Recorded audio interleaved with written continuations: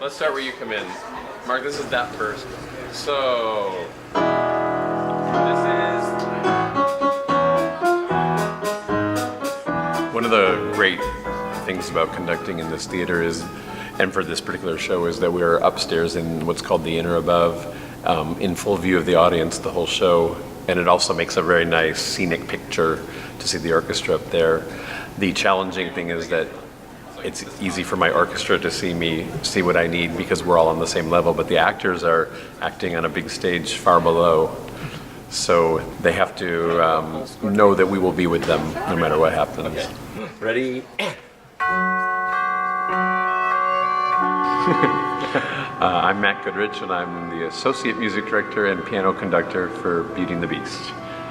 I'm Jay O'Connor Navarro, and I'm the Music Director and did new arrangements for Then you'll have a knock right away to get to.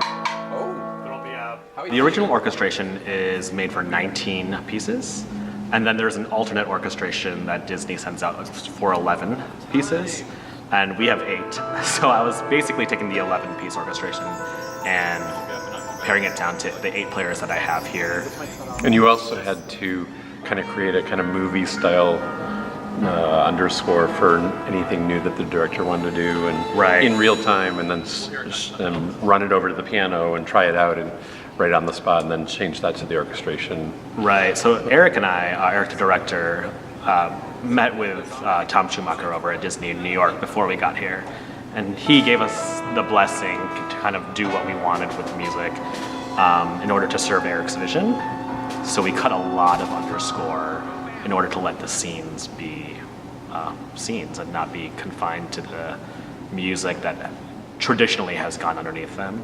And then there were times where Eric would create a moment with the actors that didn't have underscore already. And so I would have to either create that or take it from another place in the show that it was and restore it somewhere else. So I did a combination of that as well as writing some of my new things as well, which was fun.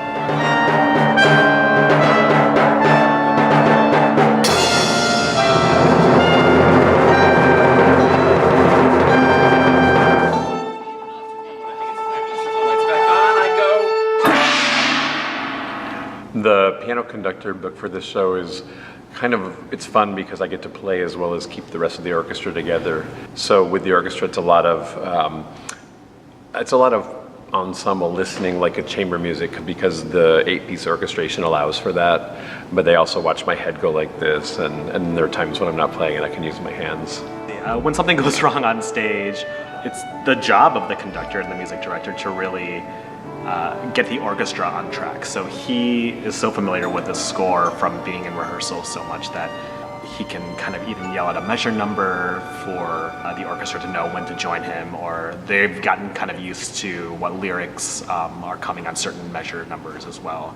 So it's kind of a split-second decision. Because everything that happened in rehearsal would give us a clue about what might happen later, I was able to consult with Jay about, hey, if this happens, what can we build in here to easily get back on track, with the actors being able to tell from hearing where we are that we're back on track and not freaking out, and that the orchestra can know where to jump to or to play music again or whatnot. So part of that was having Jay help me come up with key places where we could kind of safety-proof the score. Right, so we have benchmarks at certain measure numbers saying we can hold here in case something happens, or we can repeat this bar to really kind of foolproof it, because they don't have access to Matt's conducting head, as the musicians all do have a little monitor with them, as well as being right next to him on the stage. The whole score of Beauty and the Beast is still there. In fact, the musical is always a little different from what the original movie was anyway, so there's always a few songs that are going to be new to the audience who are seeing the theatrical version of this versus the original cartoon. But all the main songs you want to be there are there. Be Our Guest, Beauty and the Beast, of course. It's just, a lot of the scenes are breathing a little bit more because there's not as much underscore, which they wouldn't have necessarily been familiar with to begin.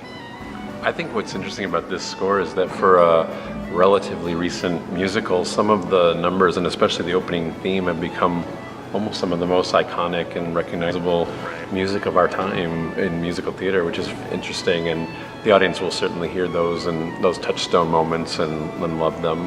They're orchestrated beautifully still in our chamber configuration. It's very much an OSF version because it's very actor driven. So a lot of the magic that traditionally you would see just done with sets and spectacle that we're not able to do in this kind of theater, in this kind of setting, is done by the actors. And what's exciting about it here, having Shakespearean actors sing a Disney score, is that you kind of hear the lyrics in a new way, and it's acted in a deeper way. And I think we were able to access that through the cuts we made, the changes we made, to kind of bring out a deeper story in Beauty and the Beast than one would maybe expect from it.